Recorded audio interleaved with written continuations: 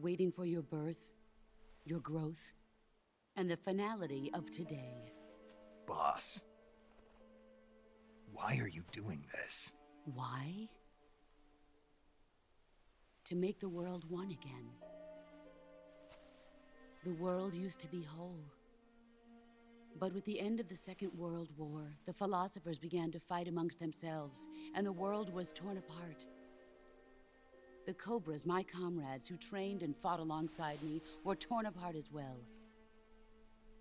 The foibles of politics and the march of time can turn friends into enemies just as easily as the wind changes.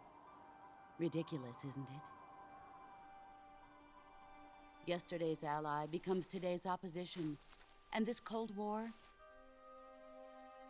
Think back. When I was leading the Cobras, America and Russia were fighting together. Now, consider whether America and Russia will still be enemies in the 21st century. Somehow I doubt it. Enemies change along with the times, the flow of the ages, and we soldiers are forced to play along. I didn't raise you and shape you into the man you are today just so we could face each other in battle. A soldier's skills aren't meant to be used to hurt friends. So then what is an enemy? Is there such a thing as an absolute timeless enemy? There is no such thing, and never has been. And the reason is that our enemies are human beings like us. They can only be our enemies in relative terms. The world must be made whole again. The philosophers must be reunited. I will devote my skills to that purpose. And with the Colonel's money, I will achieve that end. Just as I once created the Cobras. They are my family. I may no longer be able to bear children, but I still have a family. It was November 1st, 1951. I was in the Nevada desert participating in atomic testing. The name Nevada is derived from Spanish, covered in snow, white as snow.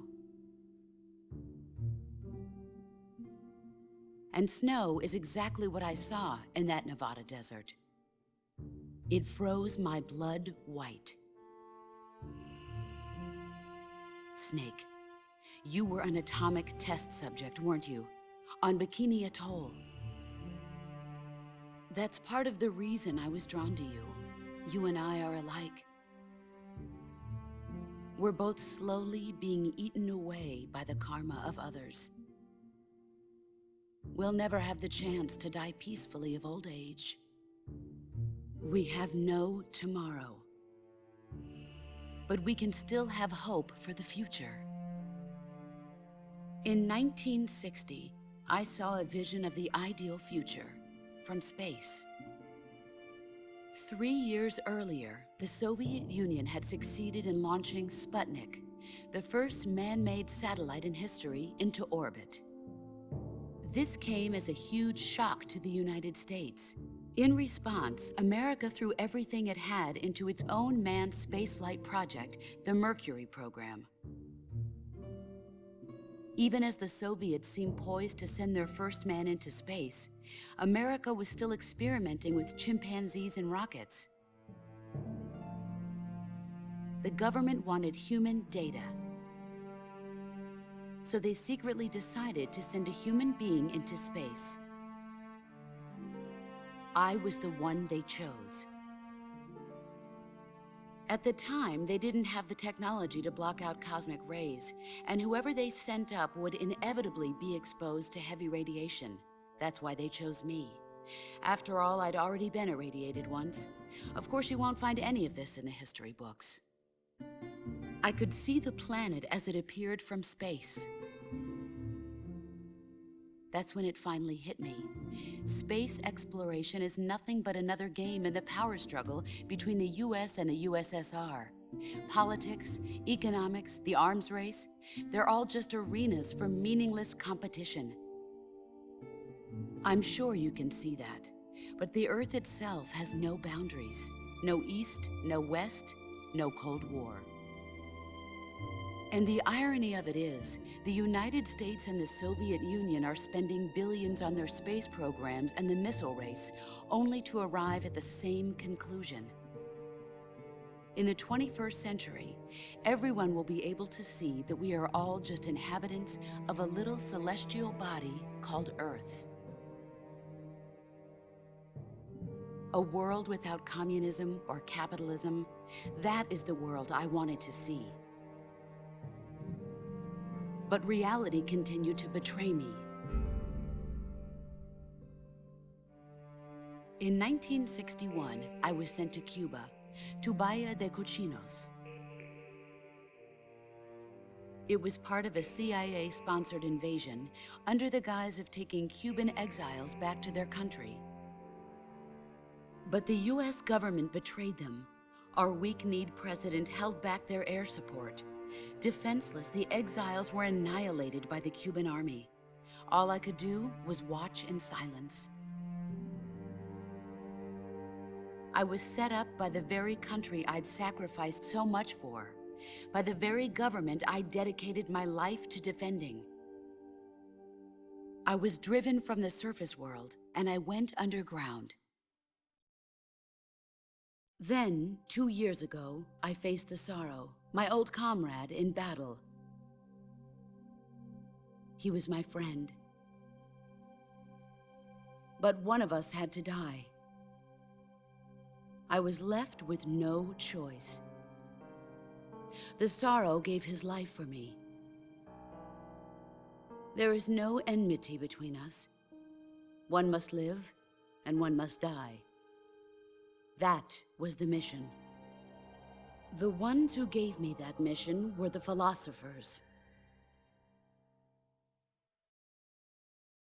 Early in the 20th century, the true holders of power in the United States, the Republic of China, and the newly formed Soviet Union gathered together in a secret meeting that would later be known as the Wise Men's Committee. The secret pact they formed there marked the beginning of the philosophers. But the last of the original members died in the 1930s. After that, the organization began to run out of control, and the Wise Men's Committee degenerated into a mere shell of its former self. The philosophers of today have no sense of good or evil. Their influence extends to countries and organizations involved in every aspect of every war. They have become war itself. That's how they operate. The sacrifices of war cause a shift in the times. This shift leads to renewed conflict, and in turn triggers the next war.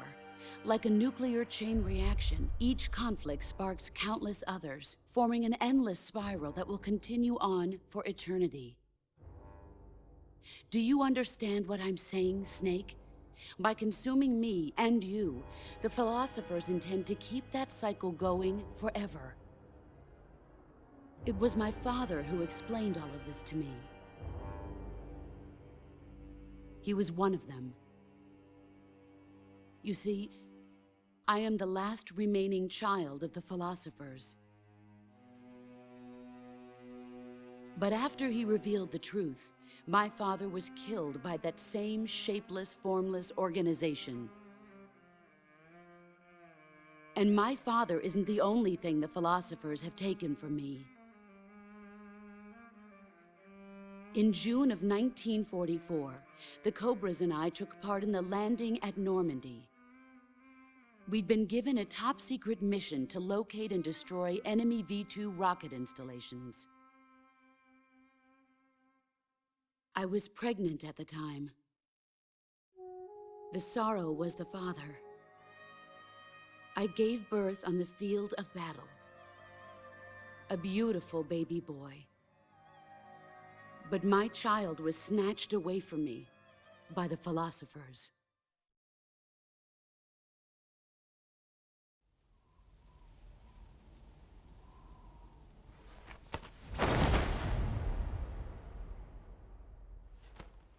this scar.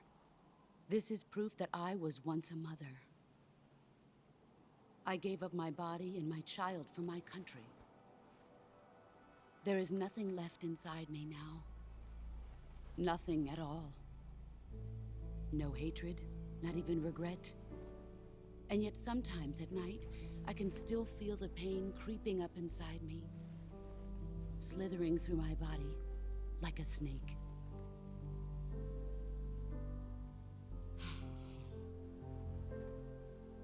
I've never talked this much about myself before. Thanks. Thanks for listening to me.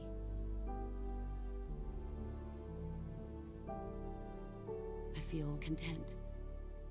Snake? Commence the operation.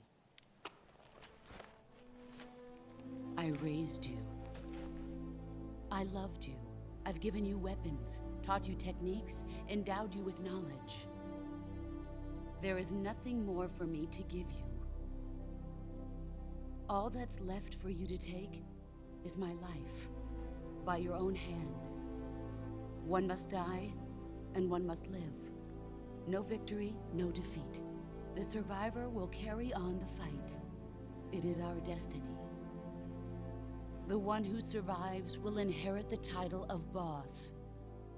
And the one who inherits the title of boss will face an existence of endless battle. I'll give you 10 minutes. In 10 minutes, MiGs will come and bomb the hell out of this place. If you can beat me in less than 10 minutes, you'll be able to escape in time. Let's make this the greatest 10 minutes of our lives, Jack. Boss. You're a soldier. Finish your mission. Prove your loyalty. Face me. Here I come.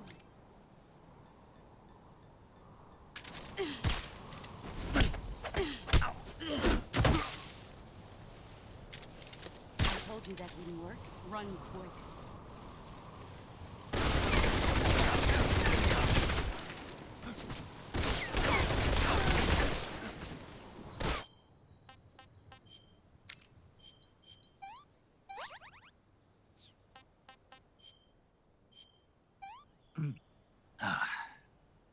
Disgusting.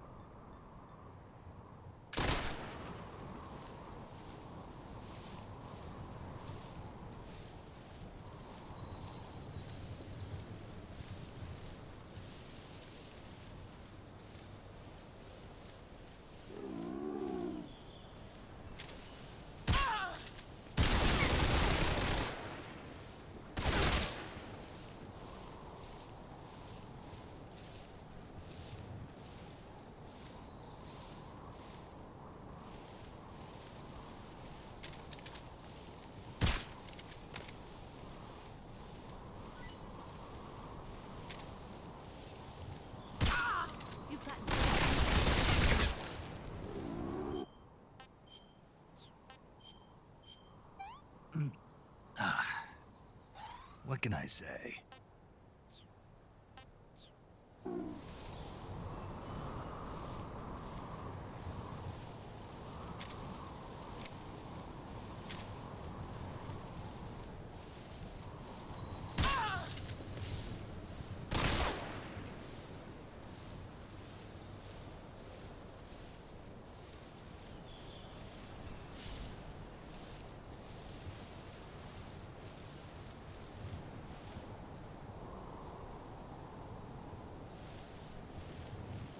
Where did you go? Get ready!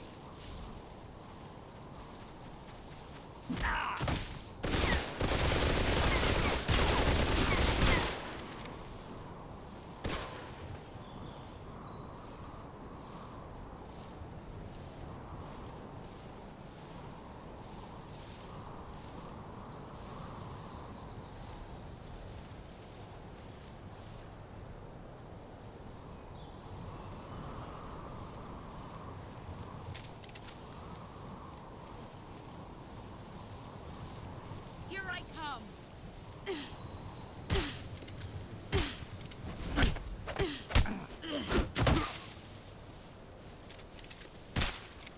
Run quick.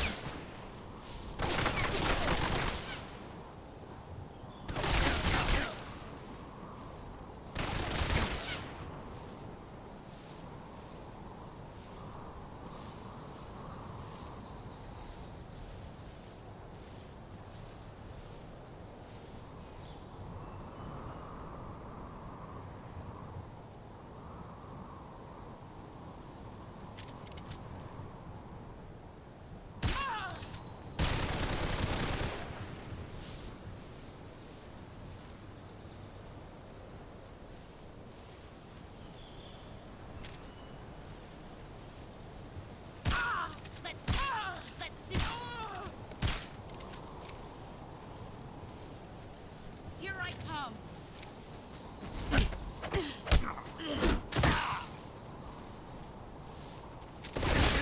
Move or you're dead.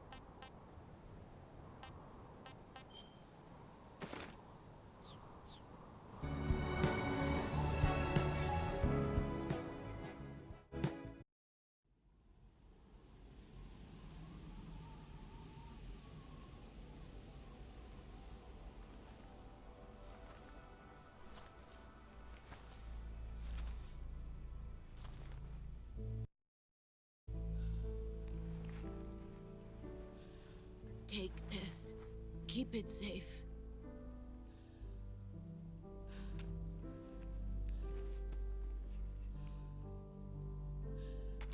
It's our only hope.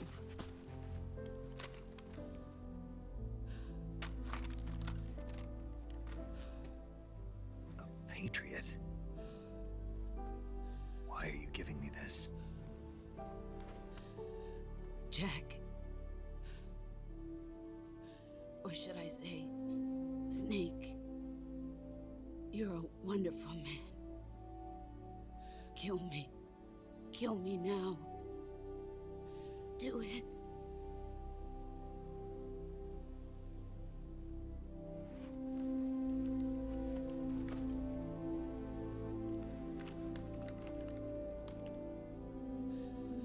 There's only room for one boss and one snake.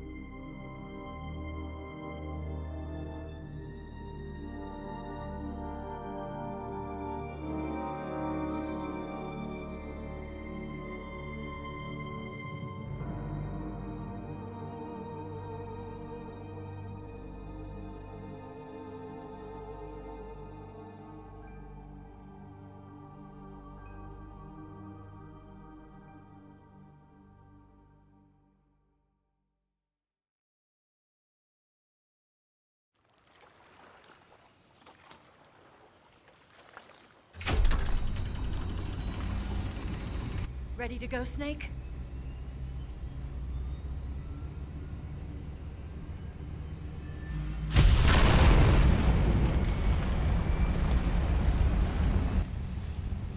Are you okay? Snake? Yeah.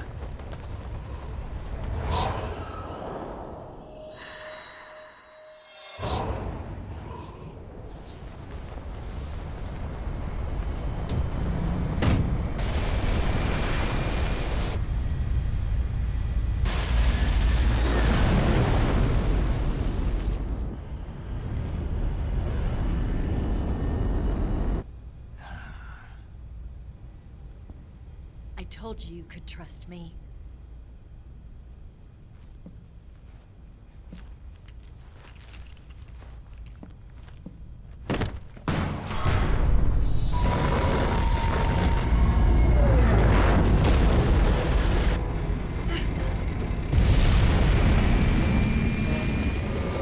Snake! Ocelot! We're not done yet!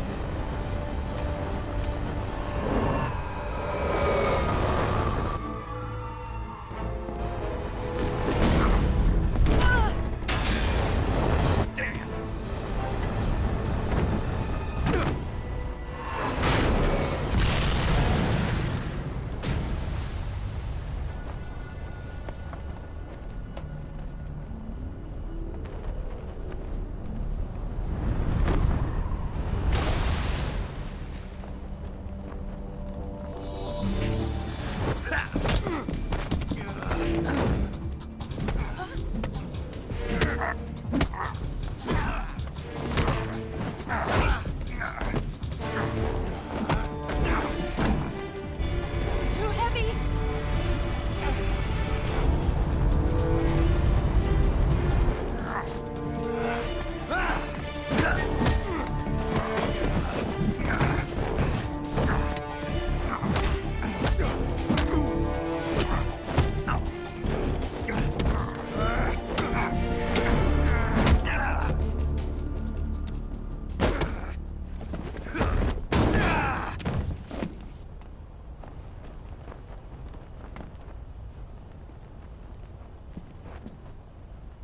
Snake, try to remember some of the basics of CQC.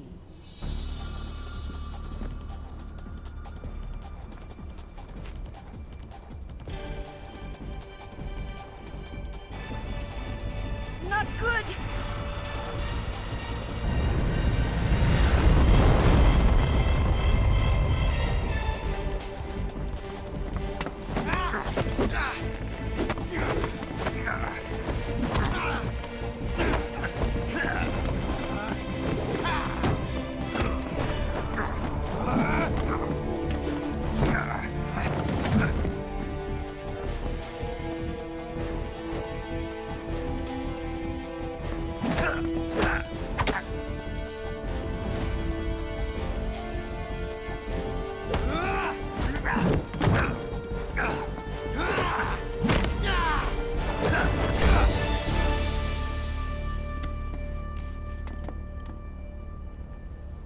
I picked up a few new moves.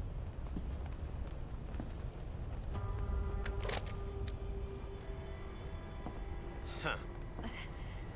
It doesn't feel right to shoot an unarmed man. But I'll get over it. Eva!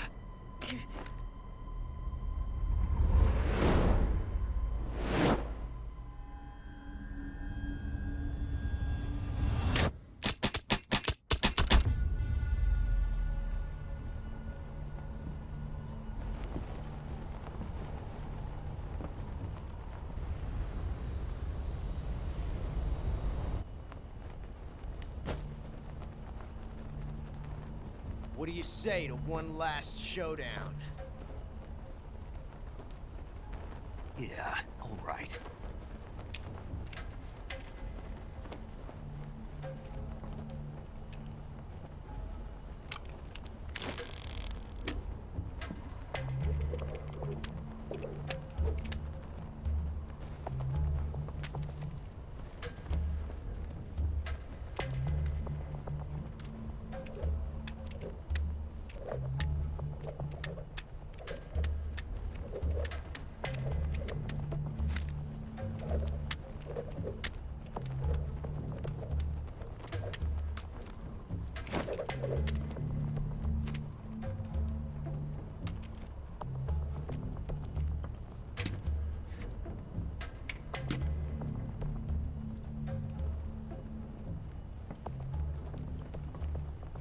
What's your name?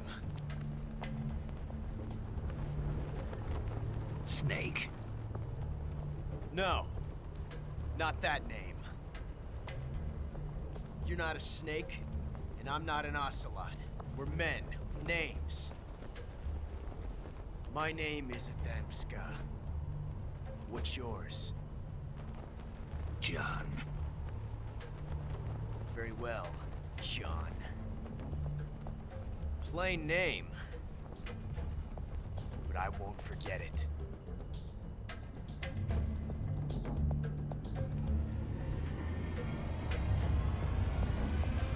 Come on!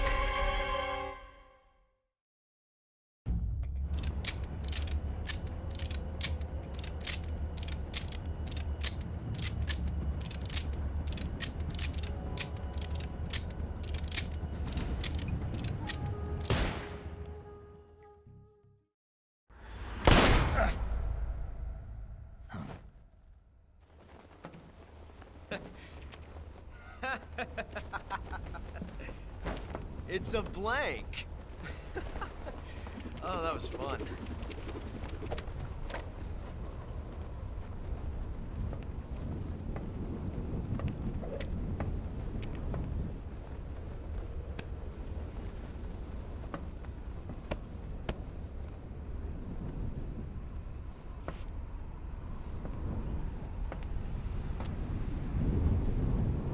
Till we meet again, John.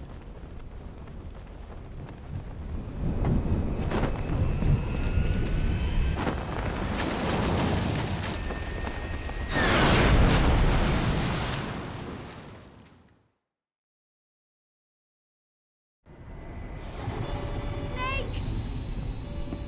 Give me a hand! Pull!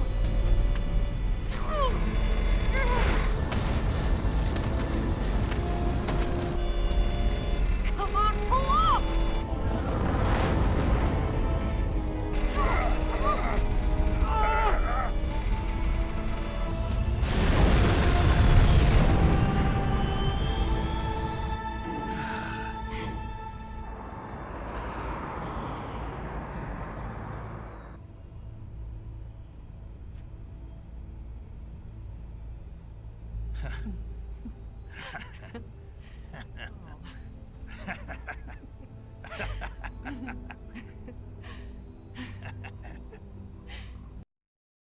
Yeah, we sure did.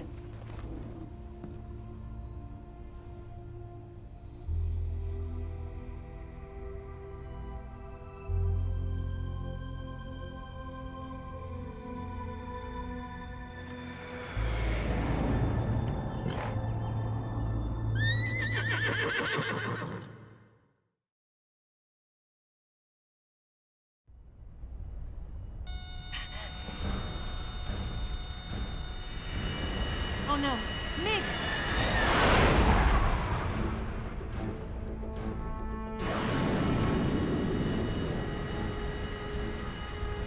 There's no way out! What are we gonna do? We've come too far to let them stop us now.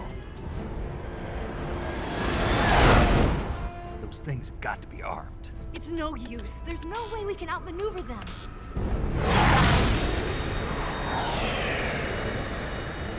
They're gonna shoot us down. We were so close. Weapon systems on. Locked on target. I got tone. You were great, Eva. Huh? Thanks.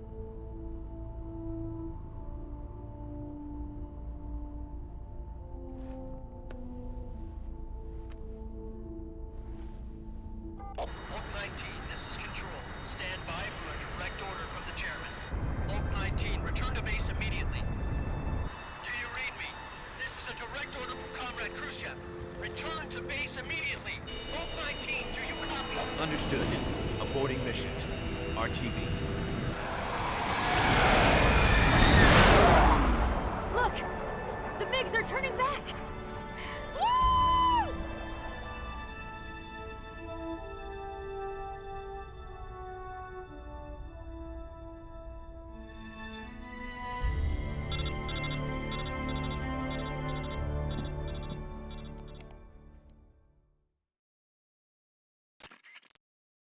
Well done, Snake.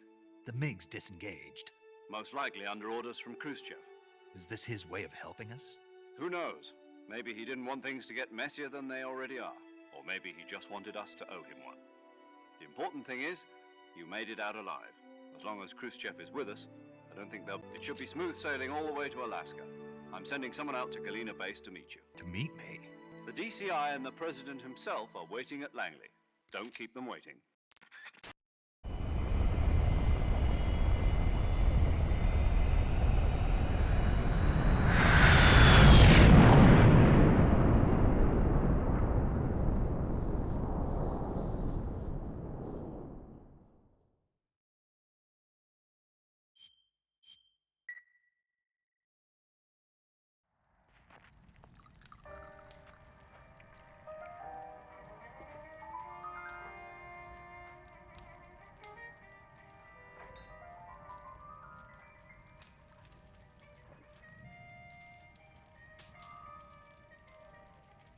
So what are you going to do now? Go back to the KGB? What do you want me to do? Did you ever think about coming back to America? I can't go back. I've left America behind me. But you saved this country. I didn't do it alone.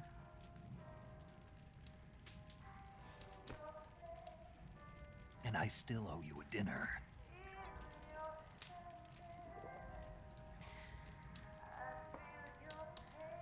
Is that part of your mission too? Or is it an order? Or is it an invitation?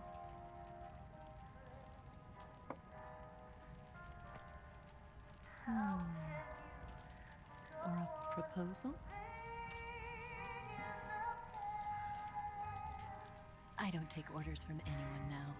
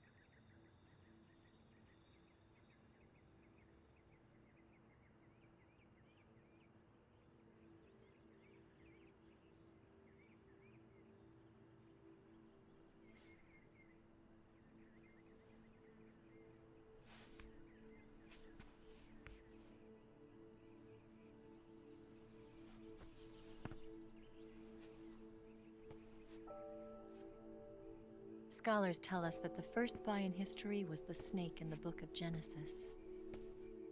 In that story, it was Eve who was tempted by the snake in the Garden of Eden. But this time around, it was I who tempted the snake and got away with the forbidden fruit of knowledge. Forgive me, snake.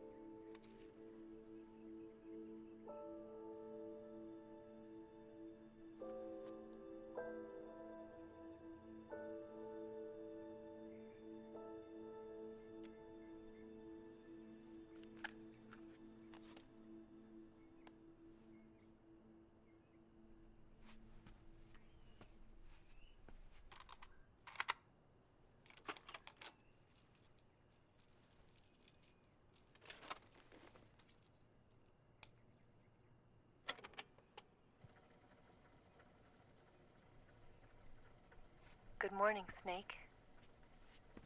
I hope you slept well. First of all, I have to apologize. I wasn't sent by Khrushchev. I'm not a KGB spy, and I never worked for the NSA. I'm an agent of the People's Republic of China for the General HQ 2nd Department of the People's Liberation Army. It was all a lie. I tricked you. And I'm sorry.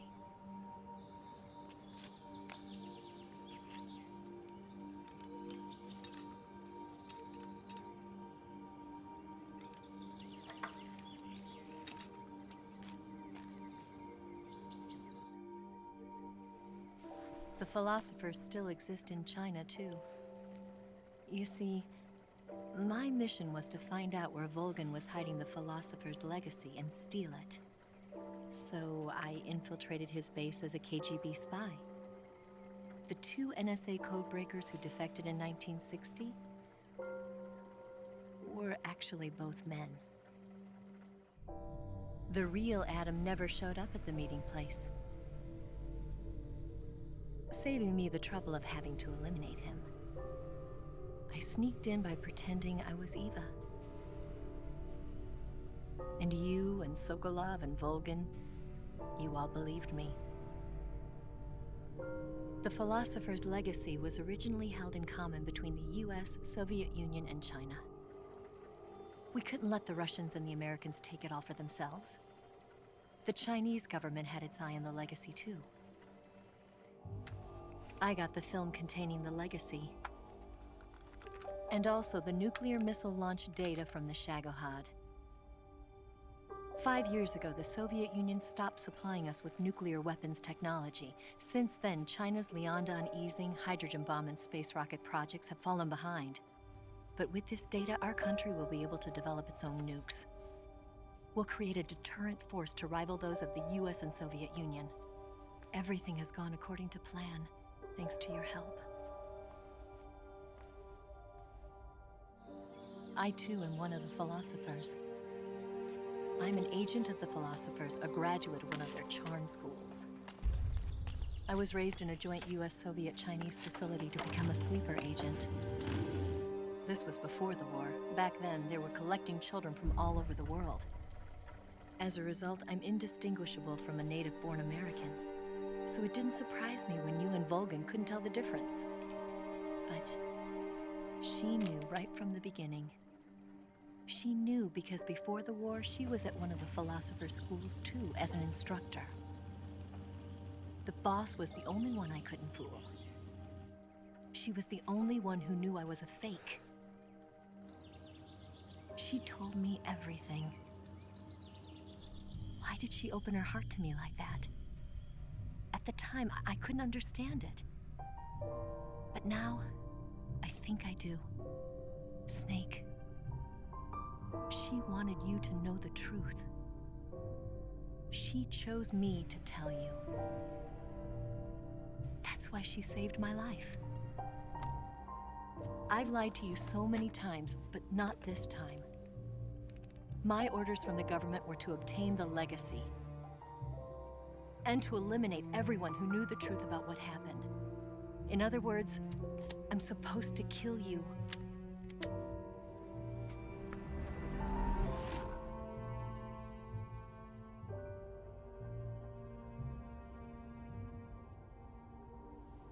But I can't do it. Not because we loved each other. And not because you saved my life. But because I made a promise to the boss. And I intend to keep it. I just wanted you to know. And you have to live.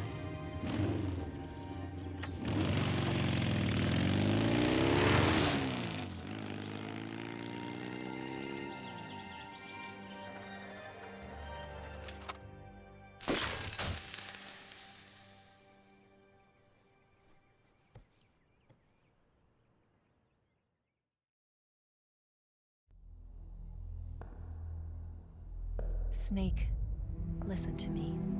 She didn't betray the United States. No, far from it. She was a hero who died for her country. She carried out her mission knowing full well what was going to happen. Self-sacrifice. Because that was her duty.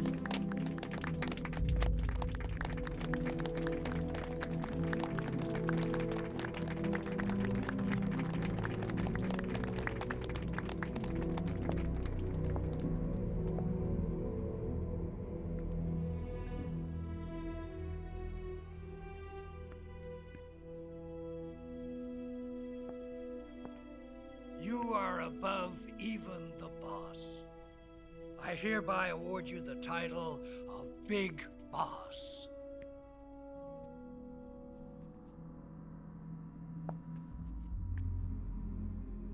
You are a true patriot.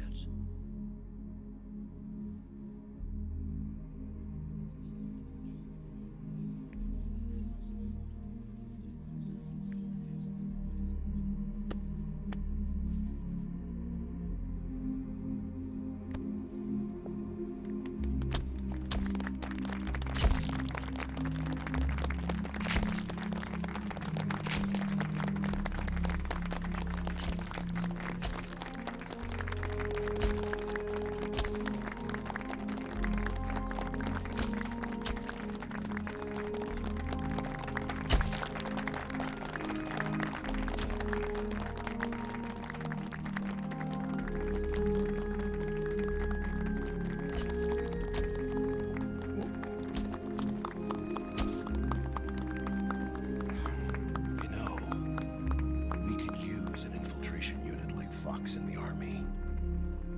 Someone like him to handle our top secret sneaking missions for us. A man who combines the qualities of a soldier and an agent. The boss's defection was a ruse set up by the US government. It was all a big drama staged by Washington so they could get their hands on the philosopher's legacy. And the boss was the star of the show. They planned it so that they could get the legacy that Colonel Volgin inherited and destroy the Shagohod at the same time. Only a legendary hero like the boss could have earned Volgin's trust. Finding out where the philosopher's legacy was hidden was to be her greatest mission. Everything was going according to plan. But then something happened that no one could have predicted. Colonel Volgin fired an American-made nuclear warhead at Sokolov's research facility. Khrushchev demanded that the US government provide proof that it wasn't involved. They couldn't just abort the operation to steal the legacy. So the operation itself was greatly expanded and revised. The authorities in Washington knew that in order to prove its innocence, they'd have to get rid of the boss, and that one of their own would have to do the job. The public couldn't be allowed to find out about it, not ever. This, they concluded, would be the best way to keep the whole thing under wraps. The boss wouldn't be allowed to come back home alive, and she wouldn't be allowed to kill herself. Her life would be ended by her most beloved disciple. That was the way the government wanted it. That was the mission she was given, and she had no choice but to carry it out. Her death at your hands was a duty she had to fulfill. Out of duty, she turned her back on her own comrades. A lesser woman would have been crushed by such a burden. The taint of disgrace will follow her to her grave. Future generations will revile her. In America as a despicable traitor with no sense of honor. And in Russia as a monster who unleashed a nuclear catastrophe. She will go down in official history as a war criminal. And no one will ever understand her. That was her final mission. And like a true soldier, she saw it through to the end. But I think she wanted you, of all people, to know the truth. She wanted to live on in your memory. Not as a soldier, but as a woman. But she was forbidden to tell you herself. And that's why she told me. Snake, history will never know what she did. No one will ever learn the truth. Her story, her debriefing, will endure only in your heart.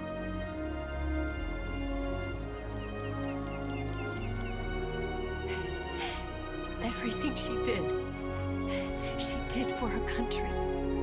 She sacrificed her life and her honor for her native land. She was a real hero. She was a true patriot.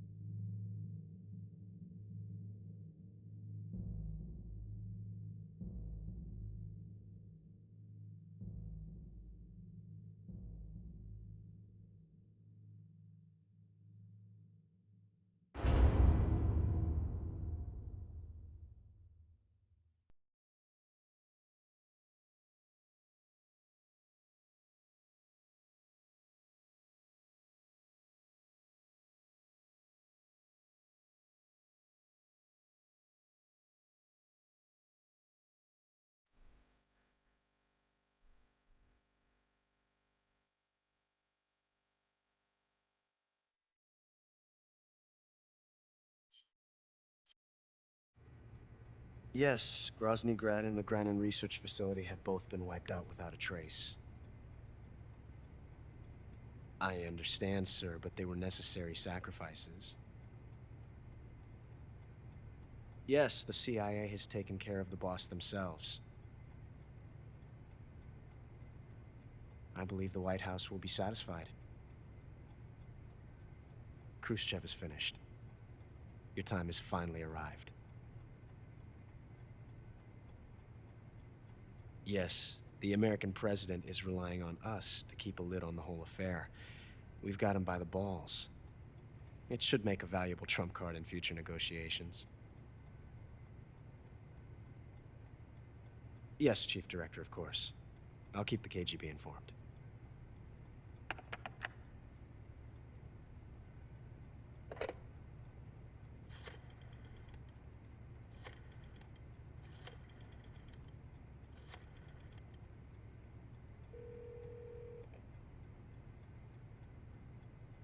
Yes, it's me. The boss has accomplished her mission. The philosopher's legacy is now safely with us, in America's hands. With this money, yes, the philosophers can finally be revived. The film we handed the Chinese was a fake. Peking must be in an uproar right about now. I'm afraid so. Only half the money has made it back to the United States. The KGB must still have part of the legacy. Yes, the weapon has been reduced to ashes. That's right. Grozny Grad has been obliterated by the Davy Crockett we brought in as well. Yes, that was the boss's work too. Speaking of which, I've obtained something from Granin that you might find interesting. It's a revolutionary new nuclear attack system. Perhaps it might just come in handy someday. Yes, we have Snake to thank for that. Khrushchev believed it as well. Yes, they bought our story. I don't think they'll be making a fuss. The secondary alert has been lifted as well. And the Soviets still haven't discovered my true identity. They have no idea that I've been triple-crossing them. I will continue my activities as a contact for the new government. Yes, it appears that no one knew that I was Adam. Of course, I'm always at the CIA's disposal, Mr. Director.